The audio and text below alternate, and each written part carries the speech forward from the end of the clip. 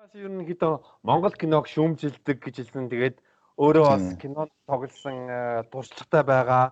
Яг хэдэн бэлэн зохиол бичсэн байгаа. Ер нь Монголын кино салбарыг ер нь одоо ээлээд өөрийнхөө том зорилгоо бодонгууд нь чи Монголын кино салбарыг ер нь юу гэж харж байна? Юу болохгүй байна? За, ерөнхийдөө бол ингэж байгаа маа. За, Монголд бол манийхан ингээ харж байгаагаар бол одоо л хөгжиж जैन те сайжирж जैन. Одоо харцсангуу бас яг мөнгө үүдэг болж जैन Монголын кино урлагт те 100 200 сая төгрөг 300 сая төгрөг за тэрбум төгрөгч гаргаад хийсэн кинонууд сонсогдож जैन те. А миний Монголын кинон дээр хамгийн шүүмжлэлтэй ханддаг юм бол та нар ерөөсө зохиол гэдэг юмаа ийм араамыг гаргачаад тэр араамаараа шүү кино гэдэг нь гэж их шүүмжилдэг.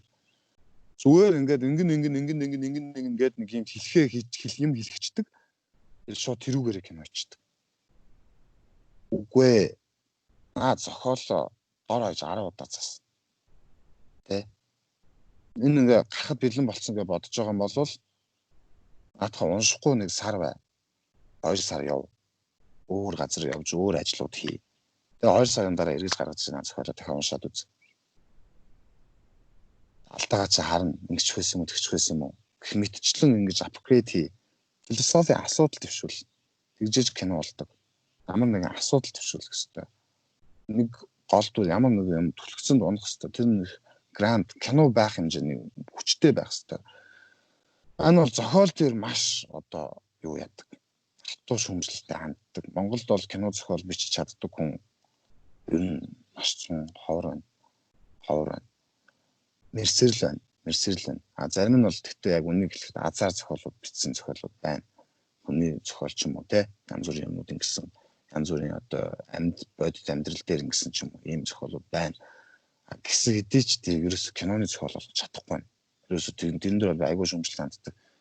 Тэгэхээр ерөөсөө ингээл лого айгүй үнэтэй логонууд гараад дэлгэц нэгтгэхэд кино нэгтгэх хэрэгтэй байхгүй.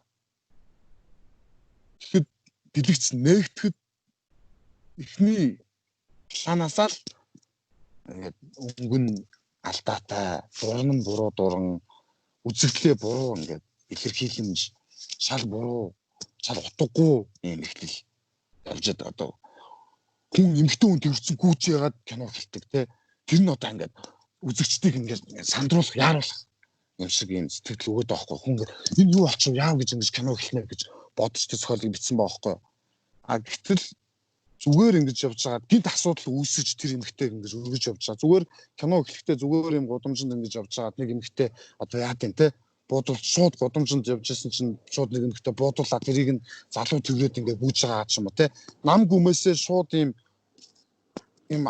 хурдан асуудалтай ийм одоо нөгөө ритмтэй ийм байдалд оруулах юм бол тэр чинь хүн юу болчих яав гэх болохоос шууд ийм ритм донд ингэ эхлүүлэх юм бол хүн ихгүй штэ гэх мэт наазахын логихгүй бодоогүй зохиолууд эхэлдэг. А тэгээд дээрэс нь нэмээд зураглаач нарт би айгүй шүүмжлэлтэй байдаг. Яг үгээр кино хийж байгаа юм бол зөв дурангууд ашиглаач. Бити татдаг дур ашиглаач. Master Prime, Sign Prime дурангууд ашиглаач. За тэгээд Prime Sign дурангууд ашиглаж जैन те. Гэтэ наад бол чин клипний спортын дурангууд байгаа даа. Киног Sign киног anamorphic дурангаар авдаг те. Энэ дурангуудыг яг ашигласан нэг ч зураг авалттай кино өнөөдөр Монголд байхгүй байгаа юм бэ. Та нар тэгээд тэгснээ зүгээр л арын судлаасаа базуу гаргаж хаамар дэд бэлдэг гэж болохгүй шүү дээ. Тийм үстэй. Мөнгөө шал тэнийг юмд үрээд байгаа байхгүй. Хаамар дэлбэлэх базуукаар хаамар дэлбэлэх синд мөнгөө үрээд байгаа байхгүй. Мангара тэр мөнгөө линзэндээ үрээчээ. Тэ тэр мөнгөө аудио бүүм 5.1 дууралтынхаа чанаранд үрээчээ. Мөнгөө айгүй буруу урддаг Монголын киночид. Зохиолыг маш түүхий ордог. Ерөөс ахин дахин авч үздэг философи асуудал төвшүүлгүй. Энэ дээр яагаад би тэр шүүмжлэлт хандж байгаа гэхээр нэгэнтээ та нар маш их мөнгө зарж орж ирж байна. Маш хүмүүсийн хүч хөдөлмөр цаг зав сэтгэл бүх юмыг зарж орж ирж байна те. Нэгэнтээ тэгж байгаа юм бол айтайхан юм нэгт хийх хэрэгтэй. А хамгийн гол нь үзэгч хүн тэр кинонд чинь мөнгнөөс үнэтэй цагаа зарцуулж байгаа байхгүй юу? Цаг 30 минут мөнгнөөс илүү үнэтэй Тэ бид нар тэр киног чи үзье гэд бид нар 5,000 төгрөг өгөөд тэр 5,000-аасаа үнэтэй цаг 30 минутаа миний бүтээл зарцуулаад байна шүү дээ. Тэр нь баас байж болохгүй байхгүй. Тийм шүү дээ. Мөнгөд зарна би цаганда би за мөнгө тэр цаг 30 минут тэр баасыг үзэж сууж авахын оронд гараад одоо яа тийм нэг хоол хийгээд идсэн бол орой хоол хийгээд тавьсан бол гэрийнхэн хоолтой тий гэрээ цэвэрлсэн бол гэр цэвэрхэн дараа нь үр ашигтай байна шүү дээ. Тэгэхгүй хүнд ч хэрэггүй юу гараад байгаа нь мэдэхгүй ямар ч ашиг юу ч байхгүй ямар ч юм сэтгэлийн таашаал юу ч байхгүй юм ингэж хүнд оромжилсон юм ингэж үзүүлчихэд ингээд Монголын кино за ингээд хүч хөдөлмөр орсон юм кино чинь та нар одоо кино хийж бараг үзээгүй байж тэгж болохгүй шүү дээ. Яг ч кино хийж байгаа юм чинь.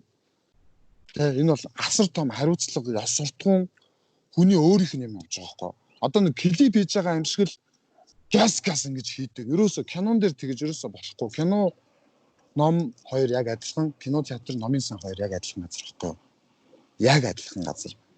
Хүний архаар сэтгүүлдэг газар. Хүний толгоогоор хүний ертөнцөөр аялуулдаг энэ газар. Номын сан кино театр хоёр. Тэнд чив чимээгүй уртгаал үзэх хэрэгтэй. Чив чимээгүй уртгаа үзэж тэр хүний сэтгэлгээгээр яаж тэр хүн яаж сэтгэж тэр хүний тэр толгоогоор цуг хамт цаг 30 минут тэр сэтгэж тэр амьдралаар нь амьдарч тэр гоё сэтгэлийн таашаалыг авах хэрэгтэй байхгүй. Тэгж гоё томоор бодож хийхгүй гяс заана. Ингэчи хотокон дээр ингээд хоёр залуу болгочихсон. Би чамд дурлцлаа. Тэр хайр юм бах та. Би чамд хайртай. Тэгэл 18 настай хайрч гэж шаага цайлаач. Юу яриад байгаа юм. Ямар жомбок наа чин далер юм юу боддог юм бэ? Юу ч тийм байж дээ. Тийм үстэй. Хин яа тийм танаас хин одоо коток гэдэг гэл шууд тогтохгүй хоёр хүн би ч таартай гэдэг. Болооч бити тэгж муха хүнд оромжил бити тийм сэтгэлийн хөөрөлтөөр рамаас байлдаа тий. Кино ийм гэдэг чинь ийм юм биш шүү дээ. Кино ямар кино хийх гэж байгаа жанр нь тодорхой бүх юм нь ойлгомжтой гой байх хэрэгтэй. Тэгээд яг маань бол энэ тухай бол мэдээж Монголынхоо ах нараас те өөрийнхөө бол хүндэлдэг Монголдо сайн кино хийсэн гэж үздэг ах нартай маань өөрийнхөө зохиолыг уншуулад шүүмжлүүлээд зөвлөгөө аваад өөртөө бол хөөрхөн лекцүүд аваад ингээд үжил бодолтой болцсон. Тэрнийхээ хүрээнд бол хийж байгаа. Гэтэ бол яг Монголын бүх киночдыг тэмдэж хэлээгүй. Мэдээж манай андерграунд кино салбар бол амар байгаа. Монголын андерграунд алтай хайц дээр ингээд хүрээд ирээд ингээд үзээрэй. Монголын андерграунд кинонуудыг тэ фестивалуудаар ингээд Улаанбаатар фестивалуудаар ингээд яваад Монголын андерграунд кинонуудыг үзээрэй. Амар байгаа. Андерграунд кинонууд амар байгаа. Зүгээр тэр залуучуудад боломж нь олдохгүй байна. Тэгээ манай андерграундийнх нь бас нөгөө нэг хугацаанд хэрэгтэй байгаа. Энэ нийтийн энэ commercial гэж яриад байгаа те entertaining нь олон нийтэд зориулсан кинонуудаа хийхгүй байна. Андерграундууд. Гэтэ андерграундууд чинь тийм commercial юм хийх юм бол жинхэнэ утгаар нь хийн штэ. Гэтэ андерграунд бол айгүй өндөр хөгжилтэй байгаа. Кан руу бид нэр бол хидэн дэлгэцийн бүтээл тавилаа. Дахиад Бусаны кино фестивалаас бүр шагнал авлаа. Өшөө одоо Германы кино фестивалаас шагнал авлаа. Өшөө зөндөө фестивалуудаас шагнал авсан байна. Дахиад Холливуудад манай жүжигчид орж ирсэн байна. Одоо Waiting for the Barbarians гэдэг John Depp-ийн тоглосон кинонд бол одоо бас тодорхой Масакууд тодорхой хэсэг нь бол цэвэр монгол жүжигчид явж байна. Гол дүр нь бол бүр цэвэр монгол эмэгтэй явж байна. За дахиад энэ Nickelodeon гэдэг энэ сувгаар гардаг All That гэдэг series хүүхдийн тэн дээр чингүн маань байна те. Ингээ монгол хүүхд ингээ Холливуд монгол манийх нь бол одоо харж байгаагаар одоо энэ саруул гэдэг байгаа бас л жүжигчсэн байгаа. Одоо бас Elite байгаа, J-Lo гэж байгаа бас байна. Тийм J-Lo бүр тийм байгаа. Тэр J-Lo бол бүр яг те тэр салбартаа бүр ингээ ороод ирсэн. Тэр J-Lo бас байгаа шүү тийм. Тэгээд энэ саруул гэдэг бас нэг охин байна.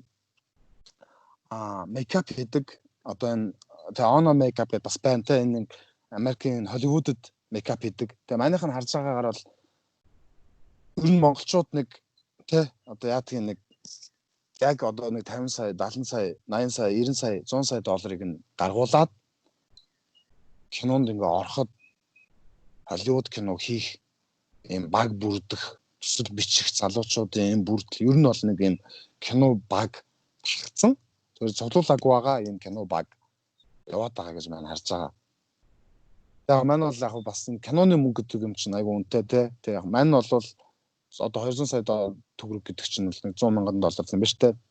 Ийм мөнгөөр бол кино хэмэрг байна. Хийвэл нэм өссөн айтаахан нэлээд том гоё кино маань бол хийчмээр байгаа байхгүй юу? Тэ? Кино шиг кино хийчмээр байгаа байхгүй юу? Тэрэн дээр ажиллаж байна, өөртөө тэр боломжоо гаргах гал явж байна. Тэгэл янз бүрээр оролдож үзлээ. Тэгэл ер нь эцсийн хүн өөрөө л ер нь болох юм байна гэдгийг ойлгосон. Өчнөө бүх шатанд нь тэ ингээ хөрөнгө оруулалт хүсэж үзсэн бүх шатанд нь янз бүрийн аргаар тэ оролдож үзсэн. Тэгээ хамгийн сүүлд нь за би нэг өөрөө л хийх юм байна гэдгийг ойлгосон. Тэгээд маш их шүүмжлэлтэй хандж байгаа кино урлагтаа маань бол өөрийнхөө анхны киногаар нүүр бардам бол энд дээр бол маань нүүр бардам байт юм аа. Маань нүүр бардам улаан шугам татна гэж хэлж байгаа анхны киногаар шүүмжилсэн Монгол кинонда улаан шугам татаж өгнө. Адаглаад энэ кино шиг кино байжээж Монгол кино гэж та нар яриа шүү. За тэгээд Тухагийн хууд одоо Монголын шилдэг нэг 5 юм уу кино нэрлээд өгөөч хөө ерөнхийдөө манай үзэгчд маань подкастын сонсогч манаас одоо үзээсэй гэдэг үүднээс чиний хувьд за Монголын шилдэг 5 кино гэж миний хувьд хэлвэл за гэхдээ дээр үеийн кинонууд биш орчин үеийн кинонууд бас нэлж байгаа шүү. Тэгээ мэдээж дээр үеийн кинонууд хэлэх юм бол орчин үеийн кинонууд орохгүй шүү дээ шүү тий. Одоо гарын 5 урам нүгэл боён газар шороо мороо гэж хэлчих юм бол орчин үеийн кинонууд ч орох тийм зайг болчихж байгаа байхгүй. Ус дээр үеийн кинонууд 8 юм чинь.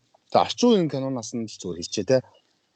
За хамгийн нэгдүгээрт бол алсын удирдлага киног заавал үзье. Алсын удирдлага киног заавал үз. За хоёрдугаарт хадаг гэдэг киног заавал олж үзье. Одоо цэцэг бямбагийн доосон хадаг гэдэг киног бол заавал олж үз. За энэ хоёр кино байна. За энэ дээрээс нь бол би бас нэмж хэлэхэд Боолын гэрээ киног бас хэлмээр байна. Боолын гэрээ гэдэг киног үзье. Тэр Монголын нийгэм тэ тэр нэгээ энэ алж ядаад энэ гадны нөлөөгөө гэж яваад байгаа хэрэг яаж явагдаад байгаа юм бэ гэдгийг бол Монголын нийгэмд тодорхой харуулж өгсөн юм кино байгаа. За тэгээд шүн дундын яриа киноны 1-р ангийн 2-р бүлгийг нэг үзээд хэчээ гэж хэлмээр байна. Тэрэн дээр бол одоо яг жүжиглэлт гэдэг зүйл ямар байх ёстой вэ гэдэг зэрэг найруулагч ах маань бол Монгол кинонд хамгийн биднэрт ойрхон тавьж өгсөн тэр ихгүй. Жүжиглэлт ийм байж иж бидний амьдралд илүү ойрхон бид нар үзэхэд илүү энэ худлаа жүжиглэж гин гэж хэлэх хэрэггүй байна гэдгийг тавьж өгсөн кино бол тэр байна. За тэгээд 4 кино тий. За тэгээд 5-т нь одоо тийм манайхаа кино бол үзтээ. Цаг нь болохоор тий. За нөгөөтэйгүр чиний хувьд одоо Монголын